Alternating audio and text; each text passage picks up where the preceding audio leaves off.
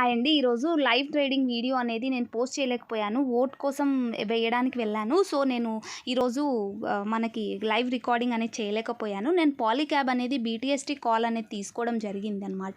ఇది రిజల్ట్స్ కూడా చాలా బాగా మనకి శుక్రవారం రోజు మంచి రిజల్ట్స్‌ని ఇచ్చింది. సో, దానికోసమని నేను బీటీఎస్టీ కాల్ అనేది దీంట్లో తీసుకున్నాను. ఎప్పుడైతే మనకి R1 అనేది రీచ్ అయిపోయిందో అక్కడ 6466 దగ్గర నేను ఇది ఎగ్జిట్ అనేది అయిపోయాను.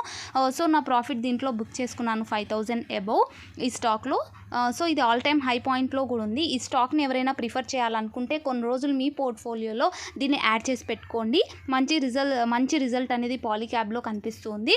సో, నెక్స్ట్ డిక్సన్ స్టాక్ కనుక మనం చూసుకున్నట్టయితే చాలా రోజుల నుంచి ఇది ఒక 8233 లెవెల్ వరకు కూడా చాలాసేపు కన్సాలిడేషన్ అవుతూనే ఉంది. ఇది ఒక రేంజ్లోనే ఉండిపోయింది. రేంజ్లో స్టక్ అయిపోయి ఒక్కసారిగా బ్రేక్అవుట్ జరిగింది డౌన్వర్డ్. సో, నేను దీంట్లో డౌన్వర్డ్ ఎంట్రీ అనేది తీసుకొని 500 రూపీస్ మాత్రమే నేను ప్రాఫిట్ అనేది దీంట్లో బుక్ చేసుకున్నాను.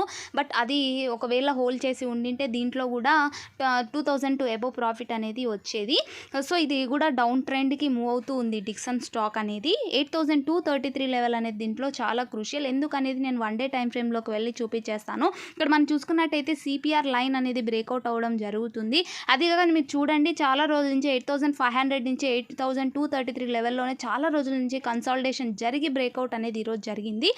సో, ఇది మనకి 8042 వరకు వచ్చే ఛాన్స్ అనేది ఉందన్నమాట. డిక్సన్ స్టాక్ కరెక్షన్ వచ్చే ఛాన్స్ అనేది డిక్సన్లో ఉంది, అవైలబుల్లో ఉంది.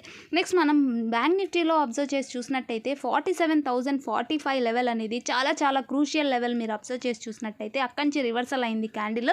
నేను మన అనాలిసిస్ వీడియోలో కూడా నేను పోస్ట్ చేసి చెప్పాను. సపోర్ట్ బ్రేక్ అయిన ప్లేస్ నుంచి 940 క్యాండిల్లో ఎంట్రీ అనేది తీసేసుకొని నేను ఎగ్జాక్ట్గా 955 క్యాండిల్లో ఎగ్జిట్ అనేది అయిపోయాను. ఎందుకంటే అది ఒక సపోర్ట్ 47,000. ఇది బ్రేక్ అయింది అని అంటే మనకి 46,586 అనేది నెక్స్ట్ టార్గెట్ అవుతుంది.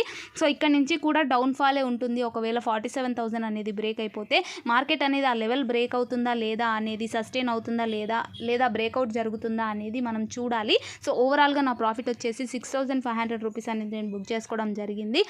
So, thank you so much for watching this video. Thank you.